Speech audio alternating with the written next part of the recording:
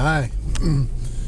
I'm back in that area where I saw the mink the other day, and I wanted to take the opportunity to talk about two topics that I'm hoping will reduce confusion as you go about deepening your knowledge of tracking. So let me get parked and I'll get to it. First thing I wanted to talk about is levels of certainty when you're interpreting tracks. I use three ranges: possible identification and interpretation is like 0% to 75% sure. To get to that level, I do the first two thought processes we talked about in the OSIC video, which is formulate hypotheses by elimination and confirm the hypothesis, find corroborating sign. The level of certainty from 76 to 97% I call probable, and to get to that I have to go through the stage of contradictory confirmation thinking, where I try to argue myself out of my hypothesis. The last 3% is the range of certainty: 98, 99, 100% certain. To get to that, I either have to see the animal still in the tracks or find enough corroborating sign that I can bump the certainty up to about 98 or 99%. So what I'm doing today is looking to bump from 97% to higher on that on that mink. I wanted to point that out because you always want to be sure about how sure you are in your interpretation. And don't believe for a moment that you're always at the level of certainty when you're identifying tracks, and often neither are the experts. So let's go have a look. There's a little peninsula into the pond, and I'm hoping it's not wet and iced over. I'll be right back with you.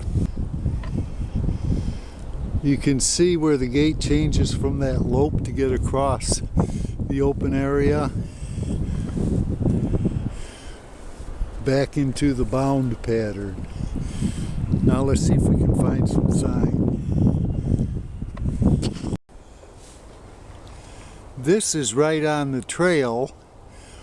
It doesn't look as much like an excavation as it does a resting place. This little diversion comes right off of that trail, and I don't know if it shows up here, but I can actually see the 5 toes. The trough is about 2.5 inches to 2 3/4. That's much more consistent with a mink than it is with a skunk, although conceivably it could be a weasel, but these tracks are awful wide for a weasel. These bound tracks lead right up to here, where there's a slide going into the water.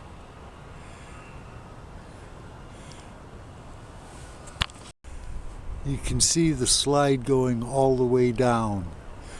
So I'm up to about 98, 99% sure this is a mink. A skunk wouldn't do that, neither would a weasel. A long-tail or short-tail weasel. Well, here is a trail ending in a den.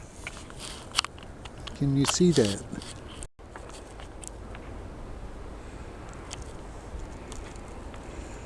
Goes right down there. And here is some scat. Here's another entrance to the den. it's about 4 feet from there, and I see tracks in, but the tracks are so covered with blown snow that I can't really find a clear print. From there all the way down, see the dirty trail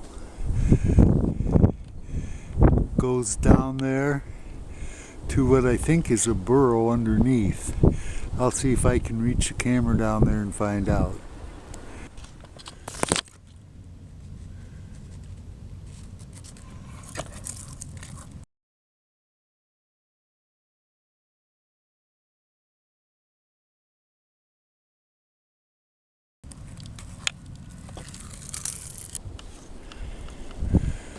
Another trail into the water, and I think that's ice, not land, so I'm not stepping out in it to see if I can get clear tracks. There is some greenish P sign. There is some more right on the ice. This is as far out as I can go, and there's some more over there. And as you can see, a lot along here.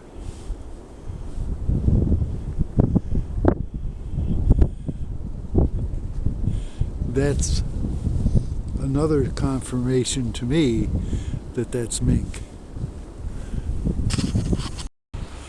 Well, there's a lot of sign here, and I'm at the 98-99% sure level that that's mink, not long-tailed weasel or skunk or anything else.